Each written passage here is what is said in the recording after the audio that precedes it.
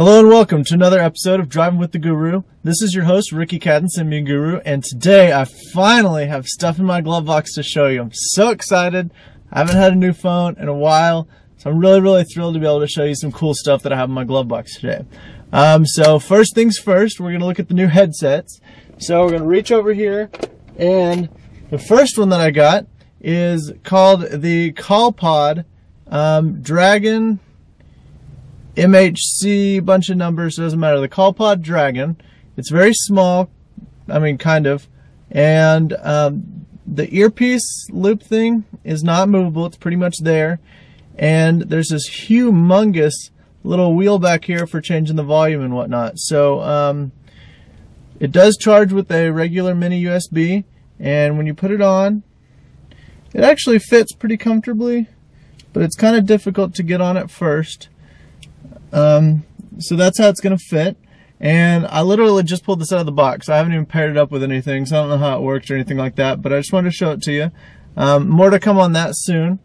And then I also received the Plantronics Voyager 855, and you can see this one's a nice slim little one, and it sits in your ear just like that. It actually sits rather comfortably.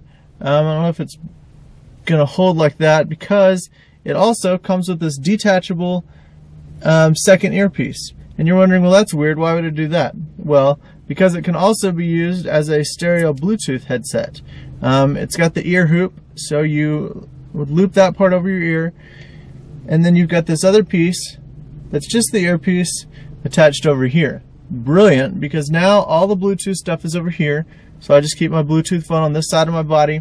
It's probably gonna work okay. And it works double duty as a single or double. I'm gonna have to use a smaller ear loop, but comes with a bunch of different ear loops in the package. Really neat, really innovative thing. So I'm really excited to play with that. This one actually uses a micro USB, and it comes with a bunch of different little ear plug thingies to go on there. So I'm real excited to try those out with you and let you know how they work. The coolest part though, finally, I've gotten another new handset, and this is the Sony Ericsson W960i. It is a UIQ based handset, which is Symbian, and it has 8 gigabytes built-in memory and a 3.2 megapixel camera back here with the dual LED flash. So it is a touch screen. It's got the stylus that comes out up here, and it's also got the handiest of all handy cell phone features, the scroll wheel. So you can easily scroll down long lists. Big fan of that. Other than that, same thing. I've barely pulled this thing out of the box, so I have no idea how it works yet, or whether I like it or not or anything like that. So I barely even have a SIM card in here. So that's it. I will be playing with this as much as I can over the next few weeks, and we'll definitely report back. First thing I already noticed is it uses Sony Ericsson's proprietary plug, but it does come with a 3.5mm adapter in the box. So hopefully it'll be cool. It fits in your hand really nicely. It's got a very nice in-hand feel, and especially with the scroll wheel just right here where your finger goes. So big fan of that. Bothers me that there's no D-pad, and the most annoying thing of all things of Sony Ericsson is there's no end and send keys. It's a phone, but you can't send a phone call or receive without having to use these funky buttons, the back key and the delete key. So that's one thing that I've always had an issue with Sony Ericsson. But in any case, the back is a really nice rubberized feel, and it's very thin. I wish I could show it to you next to the N95, but you can see that it's very thin, and really it's not that big of a device compared to, the N95 or anything. So looking forward to trying that out. Look for a review of Mobile Burn soon, and some other non-review but related articles on Symbian Guru about UIQ and the W960i.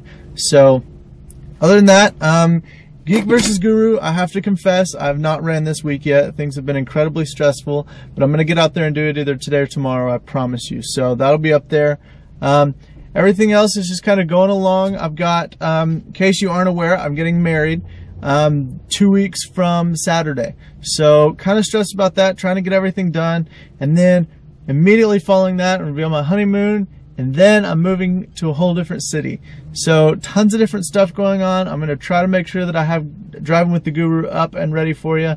But just bear with me if it's a little bit late or not on the right day or anything like that. So other than that, that's the show. Hopefully you've, if you have any questions or anything about any of these devices, please put them in the comments. And over on Symbian Guru, for those of you watching this on YouTube or Yahoo Video or Rever or whatever, love to hear your feedback. Love to have a list of questions that you'd like to know about this Sony Ericsson device. Since it is UIQ, which is based on Symbian, just like S60 is, there's going to be some similarities, but I think it'll be interesting, especially knowing that S60 is getting a touched version later on this year.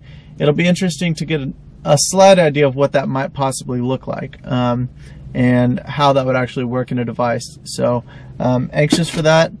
Other than that, have a great day.